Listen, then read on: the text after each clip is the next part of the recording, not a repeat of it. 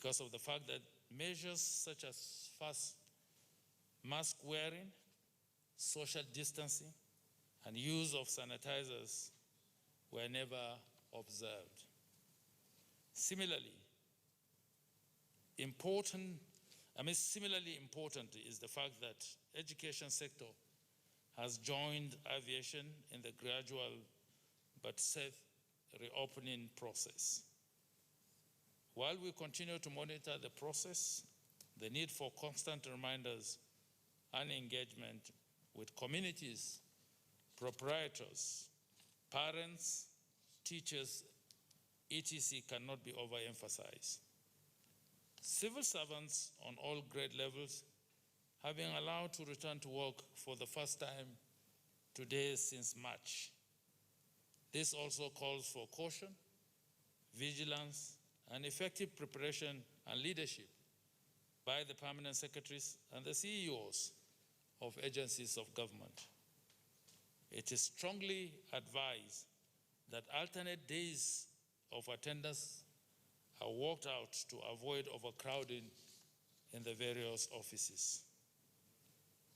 It will not be out of place for the Presidential Task Force to, in consideration of foregoing, remind all Nigerians that we're in the middle of a global pandemic.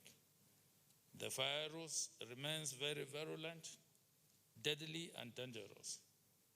It is an unseen enemy which thrives when people lower their guard.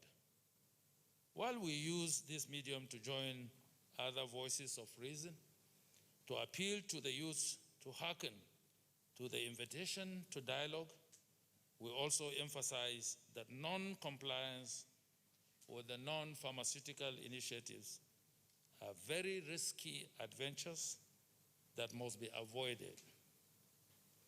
For the purposes of emphasis, even a president of a nation got infected with this virus because of non-compliance with the non-pharmaceutical initiatives. We cannot afford to lose momentum and risk a second wave that might overwhelm our health systems. The Presidential Task Force has, on account of these developments, accelerated its plans for the National Testing Week and shall continue to monitor developments in all areas of the economy that have reopened and where new mass gathering events are taking place over the next 3 weeks for signs of spike in the numbers. We urge everyone who has been exposed unduly to large gathering to get tested and or report any signs of the symptoms of COVID-19. The number of global infections have crossed the 40 million mark in spite of the trillions of dollars that have been thrown against this pandemic, while the United States of America has also crossed the 8 million mark. The global cases rose by a record of 400,000 cases on October 16th, with 43% of all the cases occurring in Europe, particularly in UK and France. The top 5 countries in new cases reported in the last 24 hours are India with 55,511, United States of America with 44,941, France with 29,837, United Kingdom with 16,982, and Russia with 15,099.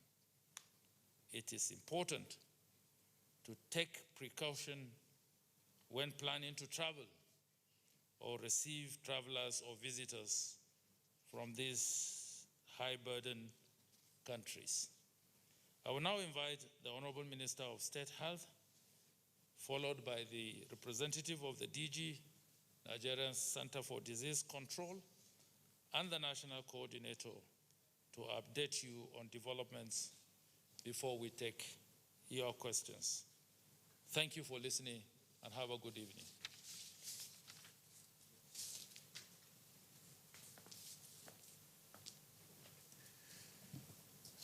Thank you very much, the Chairman, Presidential Task Force, my colleagues on the task force, media representatives here present, ladies and gentlemen. Our record as such today shows a total of 61,440 confirmed cases from 578,841 persons tested for COVID-19, while 56,611 cases have been discharged. We have sadly lost 1,125 persons to the pandemic. We now have 3,704 active cases as more persons are treated and discharged, with a case fatality rate of 1.8%. While most of those infected are between the ages of 21 and 40, the fatalities are higher among older groups, especially those above 60 years with comorbidities. We are therefore advised to take responsibility and protect the older ones among us. I think I will pause at this point to just join my voice with the appeal made by the chairman of the Presidential Task Force in terms of government being willing and ready to dialogue with the youth of this country in respect of the ongoing protests. You recall that we have said this over and over, that between 21 and 40, ages of 21 and 40 were the most affected in COVID-19. NSAS should not just be seen as a problem of the police force. It's a metaphor for the ills of our society, which all of us collectively have to challenge and put behind us. But it requires all hands to be on the deck to correct and find solutions to the problems confronting us as a nation. It's an appeal, and we will continue to talk to our youth. They are brothers, they are sisters, they are friends, and every one of us has a stake in our country to make it a better place for all of us all. The COVID-19 pandemic has underscored the need for infrastructural development of our health system, and we are determined to address them. We have distributed medical equipment such as ventilators and oxygen concentrators to all the federal tertiary hospitals and the states. One of the challenges we have in our hospitals is irregular and unstable power supply. And this often leads to frequent breakdown of power-sensitive medical equipment, resulting in the disruption of services. We are exploring opportunities that will guarantee regular and stable power supply in our hospitals. And to this end, we received the management of the Niger Delta Power Holdings to discuss a partnership that will ensure regular power supply to our teaching hospitals and federal medical centers. This partnership will not only ensure steady power supply, but reduce the overhead cost of the hospitals. The savings we make from this initiative will be plowed into other areas of need in the hospitals. Our experience with managing the pandemic shows that many of those who died could have been saved if they had access to services on time. During our intervention in Kano, ambulances were deployed to evacuate cases, especially those in critical conditions, to hospitals for treatment. The National Emergency Medical Services and Ambulance System, NEMSAS, is designed to provide Nigerians with prompt access to medical treatment when needed. Last week, we met with the Corps Marshal of the Federal Road Safety Corps to discuss a collaboration for the deployment of some of the critical assets of the Corps, such as ambulances, emergency medical treatment personnel, and communication infrastructure for the emergency medical treatment program. The collaboration will also ensure that accident victims have access to emergency medical care in health facilities without having to wait for payment or deposit.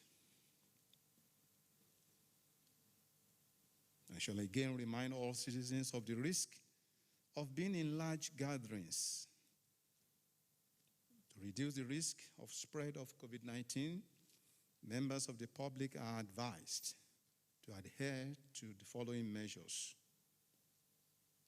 Wear a face mask or covering when out in the public. Wash your hands frequently with soap under running water for at least 20 seconds, or use an alcohol-based sanitizer if water is not readily available. Maintain a physical distance of at least 2 meters from others in public spaces. Cover your mouth and nose properly with a tissue paper when sneezing and or coughing.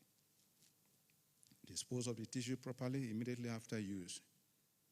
You may also cough into your bent elbow if a tissue paper is not available, or handkerchief.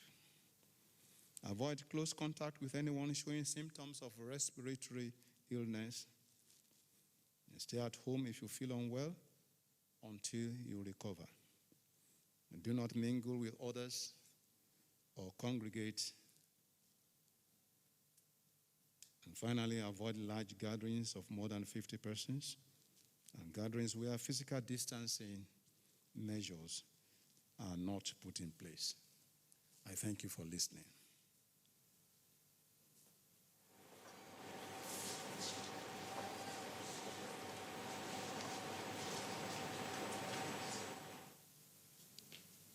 Chairman, sir, honorable ministers, gentlemen of the press and ladies, good evening.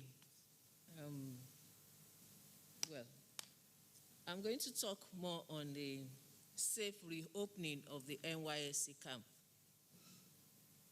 Last week, the DG talked about the ensuring the safe reopening of schools. Now, our youths are about to go back to camp, so we need to make sure that everything is in place for them and they are safe. And if there is any event, we'll be able to pick it first. So we are going to focus on the support we are providing the NYSC to ensure the safe resumption of the camp corps members across the country as they make plans to resume the activities. And this, I believe, is coming up on the 10th of November. Of course, we all know that COVID has caused a lot of disruption in most of our activities, and no one anticipated that this will happen. We've all planned made plans. Young ones have planned that they will go to camp. But unfortunately, it didn't happen because COVID-19 came and disrupted most things.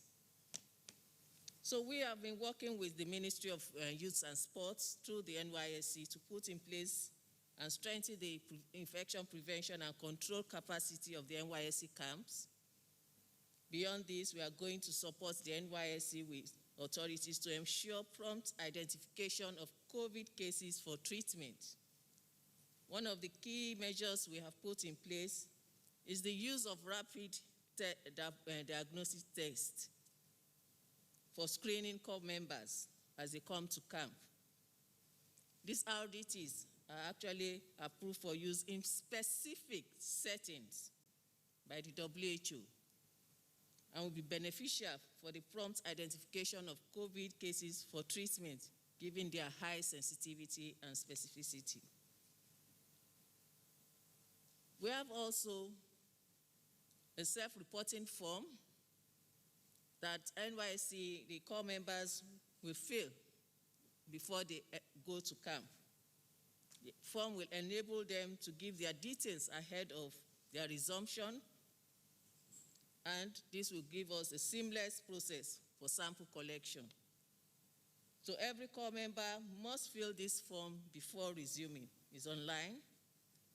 To make the process easier, we're going to provide step-by-step guide on how to go about this, as well as the guideline to stay safe while in camp. All of this we are doing in collaboration with the NYSC officials. Each NYSC camp will also have what is known as the IPC Vanguard. They will help to monitor compliance with the COVID-19 preventive measures to significantly lower the risk of infection.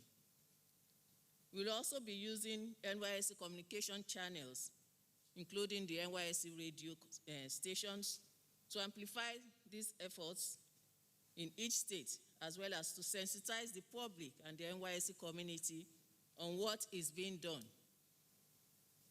Last week, we actually carried out the risk assessment for the camp in Abuja, and that helped us to look at the gaps, looking at the guidelines that we had set up. And so that has helped us to refine the risk assessment tool, and this will be rolled out across the country this week. This tool will be used by state NYSC and surveillance team to evaluate the potential risk and promptly mitigate them. So in conclusion, we have been working collaboratively with the NYSC to ensure the safety of our youth and camp community as they resume activities across the country in various camps. We ask for cooperation of all corps members and adherence to IPC measures for their safety and that of their loved ones. To ensure the safe reopening of camps, it is important that we work together collectively. Of course, the government cannot do it alone. It's a collective measure, is the collective action. We all have to take collective responsibility. So I wish all our corps members the best. Thank you.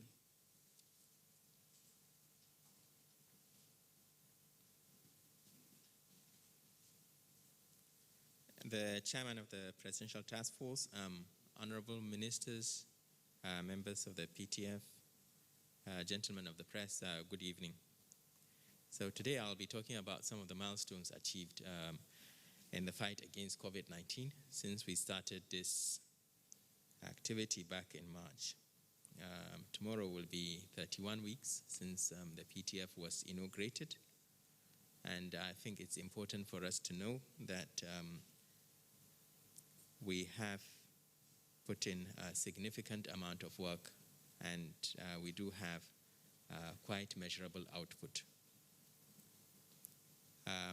Some months back, the DG and CDC set an ambitious target for testing, where we said we'll be expecting states to test up to 1% of their population.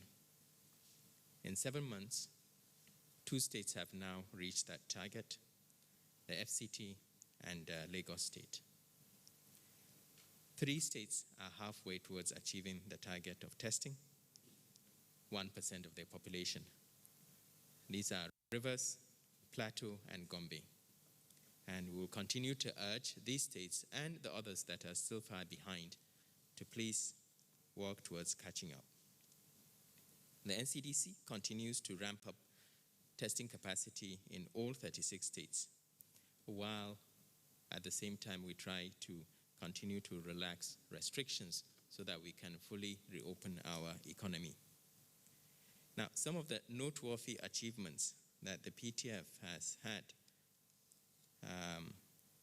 while coordinating what is clearly a huge exercise. We deal with at least 50 federal government MDAs and numerous partners in a collaborative response, which is multi-sectoral, which is harmonized, and which aims to remove duplication, as well as smoothen the process of implementing COVID-related responses in the country. Through our various member MDAs, we have trained at least 17,000 healthcare workers in infection prevention and control, in laboratory operations, and case management. In this vein, we must thank the healthcare workers for their dedication and partnership. Working with the Federal Ministry of Health, the PTF has added over 77,000 beds in more than 130 treatment centers and more than 250 intensive care unit beds through the support of our donors and private sector partners. With the NCDC, we've worked tirelessly to approve at least 69 certified public laboratories across Nigeria to ensure that free testing is available to those who need it the most. Currently, there is at least one molecular laboratory in every state in the country. In 6 months, we have also attracted significant funding from the private sector to fight the COVID-19 pandemic. As you're aware, we have, through CARCOVID, they've commissioned temporary as well as semi-permanent isolation and treatment centers in every state in the country.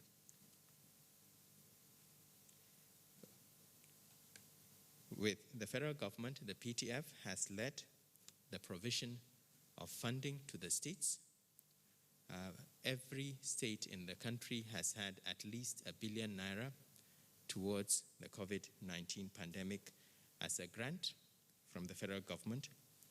We've also worked with the humanitarian to provide food and cash transfers together with the UN Single Basket, as well as placed a moratorium on government enterprise and empowerment program loans to help businesses recover.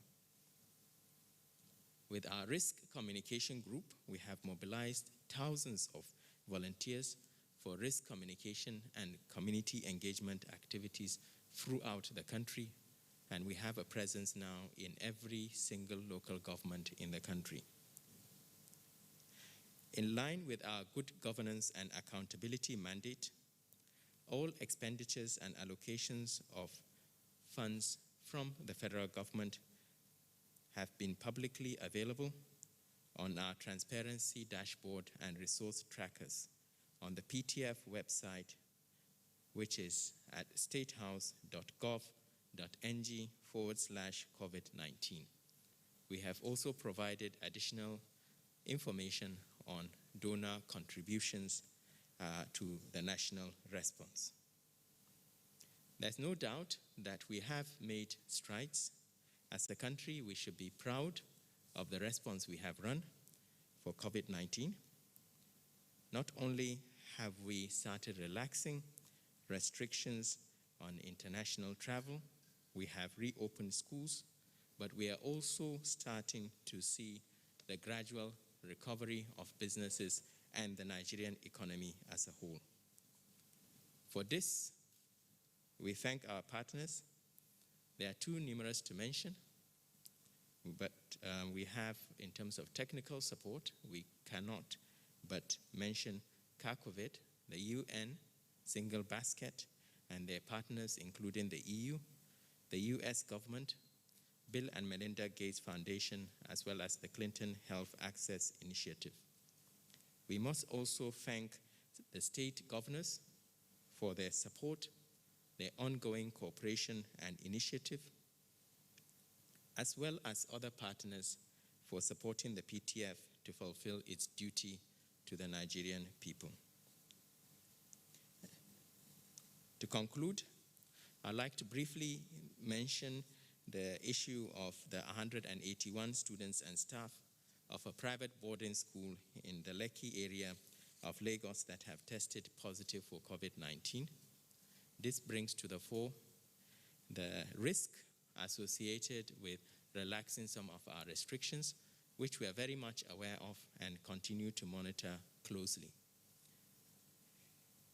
I would like to encourage state governments, just like the Lagos state government, to continue to take appropriate steps in monitoring and ensuring that incidents of this kind are managed well in line with national guidelines for treatment.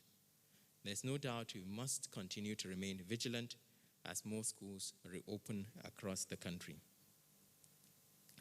So in light of the achievements, we cannot get complacent. We are far from reaching the promised land.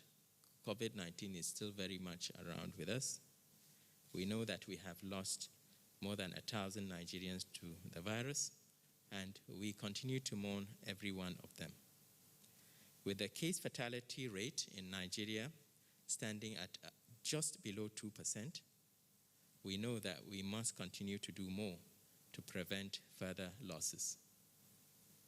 For this reason, I urge you all to please continue to follow safety measures at all times diligently. Thank you.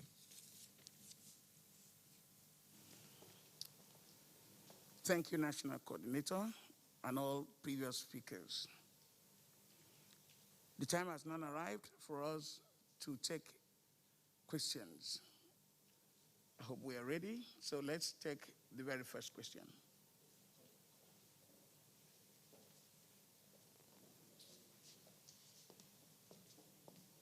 Good evening. My name is Gloria Mezuke from Channels Television. My question is to the National Coordinator. Are you concerned about a possible spike in the number of COVID-19 cases as a result of the End SARS protest? Thank you.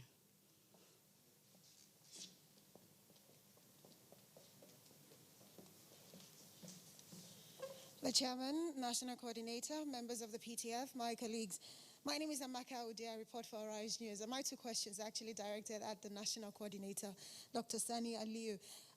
Yes, with the reopening of the NYC camps, yes, you have spoken about the fact that they will get tested. But social distancing, that will still be a challenge. How do you intend to achieve this in the camp, if that is even possible? And also, staying with you, with the new protocol, as we enter the new phase, we expected some update, especially as it concerns airports, aside from the Abuja and Lagos, especially the international ones in Kano and Port Harcourt. We want to know if there's any update with regards to when they will be allowed to resume international operations. Thank you.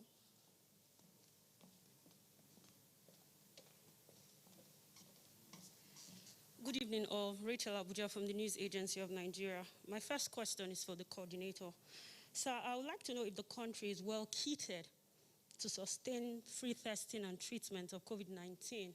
If no, what other alternative are we looking at? My next question is for the DG representative. Why do we have rapid test kit flooded in the Nigerian market at the moment and already being used by some Nigerians, despite the evidence revealed by the medical lab scientists on poor performance of these rapid test kits? I would like to also know if the supply for rapid test kit by WHO is among those rapid test kits that were validated by the medical lab scientists. Thank you very much. Thank you very much for those questions. It seems today we're going to stay with the national coordinator mainly and the representative of the DG and CDC. And at the end, we'll have closing remarks from the chairman. So may we invite the national coordinator, Dr. Aliyu. Thank you. So yes, we are concerned about the impact of what has been going on our incidence of new COVID infections in the country. We are monitoring the situation in terms of testing closely, and we continue to urge all, young, old, the vulnerable, to please be careful. Any mass gathering of any sort is an event amplifying situation for COVID-19. And COVID is still very much around with us. We don't want to get infected and carry the infection to our loved ones, especially those at home that might be vulnerable. In terms of social distancing, quite right, Amaka. Social distancing will be a challenge, but the way we hope to implement the NYC camps is we will apply what we call a sort of, they will be in platoons, so it's called platooning or bubble effect, where a set of a team would remain within themselves. They will not be interacting with other teams in the camp. So if we have an infection within that single platoon, we don't need to close the whole orientation camp. We will just isolate those that they are in contact with. And the same will apply to living quarters, etc. And we've also reduced the average number of corpus that are in orientation camps. That's why it's going to be staggered. So, and even when it comes to living quarters, for instance, there will be that, we'll ensure that there is distancing when it comes to the living quarters, as well as keeping the windows open, etc.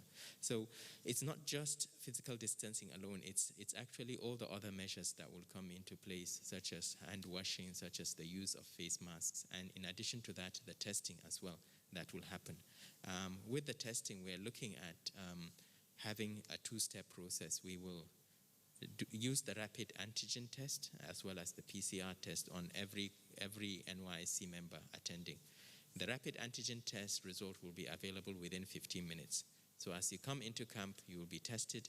If you are positive based on the rapid antigen, straight away you'll be excluded. If you are negative, we will wait for the PCR test, which we know is a lot more sensitive and will take 2-3 days to come back. And then if you are positive, you will be excluded from camp and you will be taken into isolation and managed appropriately. So those multiple steps will definitely reduce the risk of transmission of COVID within the camp itself.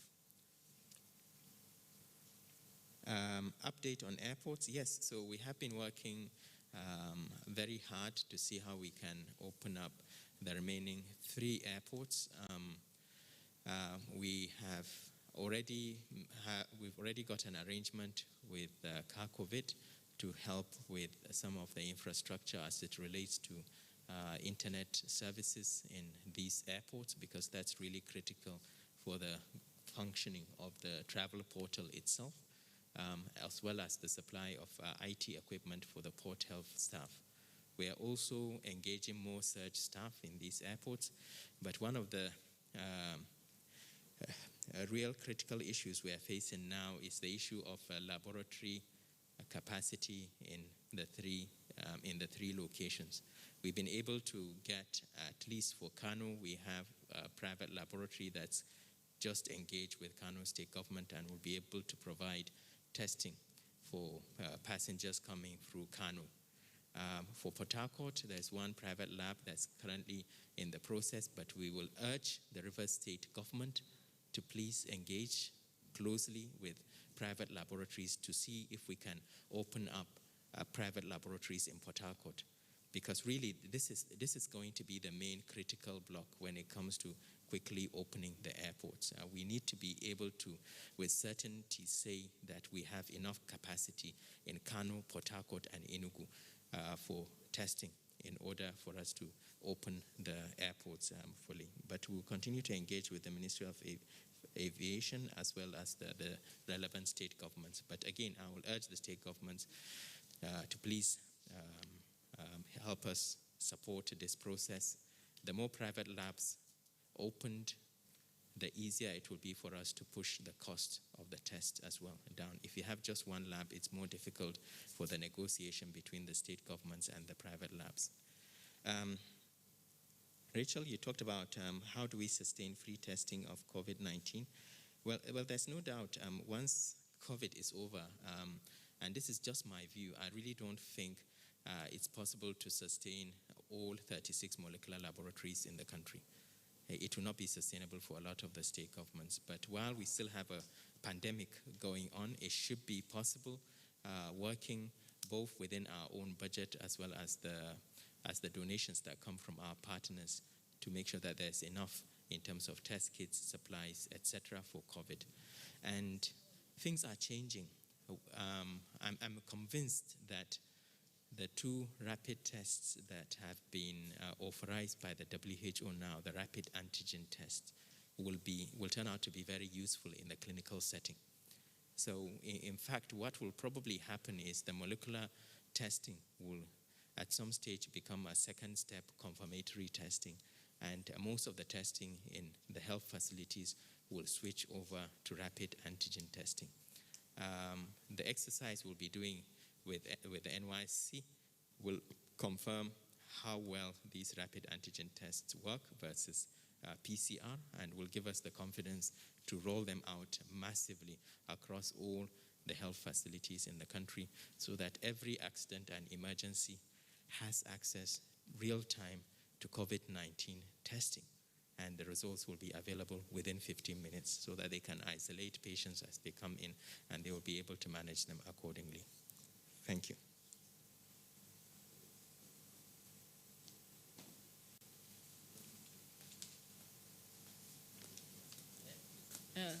Thank you. Rachel, you asked about the test kit. Now, I want to correct something. WHO did not supply the rapid test kit. They only approved the use in some emergency situation and in some specific areas, in some specific situations, and that's why we're using it for the NYSC. And so NCDC is working with the Medical Laboratory Scientists of Nigeria, Council of Nigeria, and NAFDAC to validate the test kit. And when that is ready, when the result is ready, actually we will announce it publicly, to be made public. So that's for that. And then in terms of the rapid test kits that are going on, being sold, that is very unfortunate, because the Medical Laboratory Scientists Council of Nigeria has been very transparent in all that they've been doing in the validation of the rapid test kit. They've made pronouncements regularly telling us the ones that are not, and I don't think they have approved of any so far. They have not approved of any. So if they are being sold in the country, then it's very unfortunate, because the only organization or the only organization that can approve is the Medical Laboratory Scientists Council and NAFDAC, and they have not done any of that such. Thank you.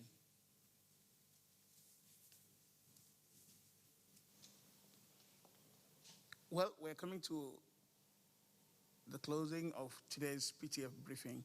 May I please request the chairman of PTF for his closing remarks? I don't have any question.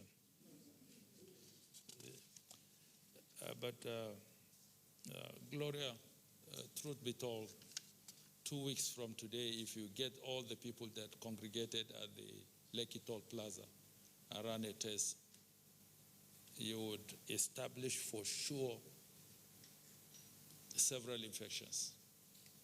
Any mass gathering that does not adhere to the non-pharmaceutical initiatives or interventions that have been put in place, wearing of masks, social distancing, keeping personal hygiene, and avoiding mass gatherings, they become super spreader events, whether you like it or not. So I can say with a definitive voice that 2 weeks from today, get everybody that congregated in those places, not only at the Lekki Toll Plaza area, at the Unity Fountain here and several areas where there have been mass gatherings in different parts of this country, we would definitely be contending with increase in infections 2 weeks from now. And that's why we must be extremely careful when we congregate. And not to let, when you gather together in such an atmosphere where people do not bother about whether they have face mask on,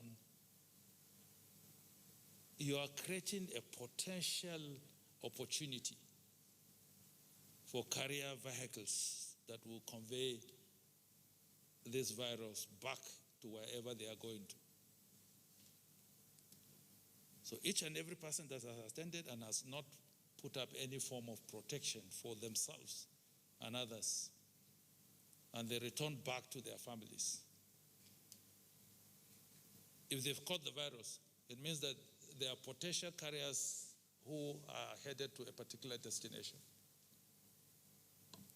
And they will get back home innocently. Their families will receive them.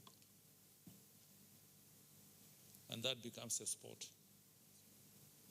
for further transmission. We are at the stage of community transmission now. And all these mass gatherings would only reinforce that transmission in our communities. And this is what we must avoid. As a country, like Dr. Sani rightly said, we have done pretty well in spite of the limitation in our physical infrastructure, health-wise particularly. And that we have dampened the spread of the virus, and the curve has been flattened. But we must avoid a situation where we will have a resurgence again. Experiences in most countries, particularly in Europe, is quite indicative of the fact that countries that thought they have overcome the pandemic in Europe and in Southeast Asia are having to deal with the second wave. We're just about getting over the first wave of infections in this country, and we're doing very, very well.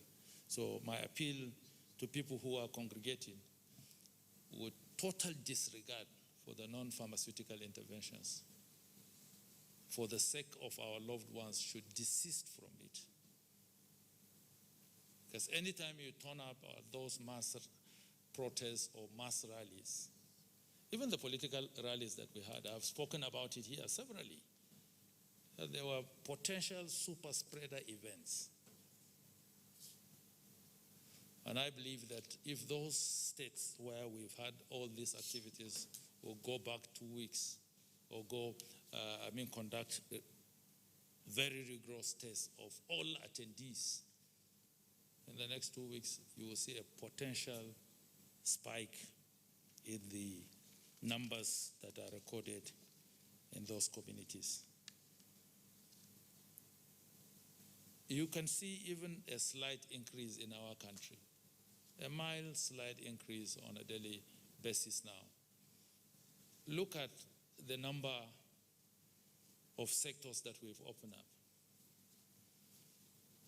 International travels, schools, we're talking about NYSC. We are asking all civil servants below level 12 to return to work. We have allowed for non-contact sports to commence, but now we are including contact sports because football is a contact sport, though without a stadium crowd. Looking at all these activities put together, we have virtually very few sectors of the economy and our social life that is not open up. Places of worship are resumed fully. Some maintain social distancing, some don't. I had a course to attend a wedding this weekend. When I looked at how people were mingling, I said, these people have not stopped romancing COVID-19 with its potential dangers. And honestly, we have to be extremely careful as a people that we've been lucky this far with a population of 200 million Nigerians. Our fatality rate that we have recorded is within the margin of 1,116 to date. We are extremely lucky as a nation that we do not have to aggravate any situation that could cause a second spike that will come seeing what is happening in other countries, as if the second spike always comes with the deadliest part of the virus. And as much as possible, my appeal to Nigerians is that let's continue as we await the arrival of vaccines. Let's continue to just comply with the non-pharmaceutical interventions. The vaccine will come, but it's not likely to come in the nearest future. When it so shows up, the big boys will corner everything and will be scrambling through the World Health Organization to participate in the solidarity trials, and eventually they will push for equitable distribution. But it will be initially, some countries have even paid for supplies far in advance before the vaccines even show up. So our best weapon, our best vaccine for now is adherence with the non-pharmaceutical interventions. Have a good evening. Thank you. Thank you very much, Chairman PTF, and all members, including our participants, our viewers, and listeners at home. Well, we really need to drive home the message that we received today. And to bring this message to you, I would respectfully invite Dr. Nnamdi Maurice Berry to please give us the takeaway message. Dr. Berry.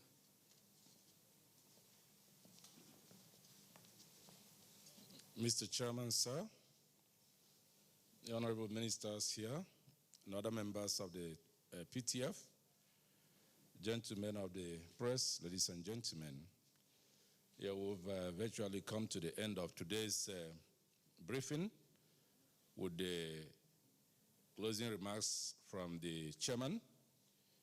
In our usual way, just give you a few words of advice for takeaway. First and foremost, all Nigerians should be reminded that COVID is still around, and that calls for serious caution. We cannot afford a resurgence. And what this means is that you have to continually tread with caution in all your activities.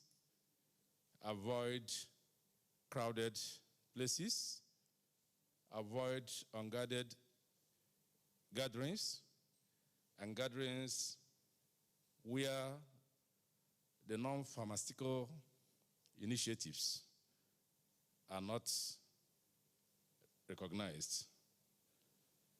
So, to our youths, you've been advised to be conscious of the risk and the danger you are exposing to yourselves and to your loved families through unguarded gatherings and crowds.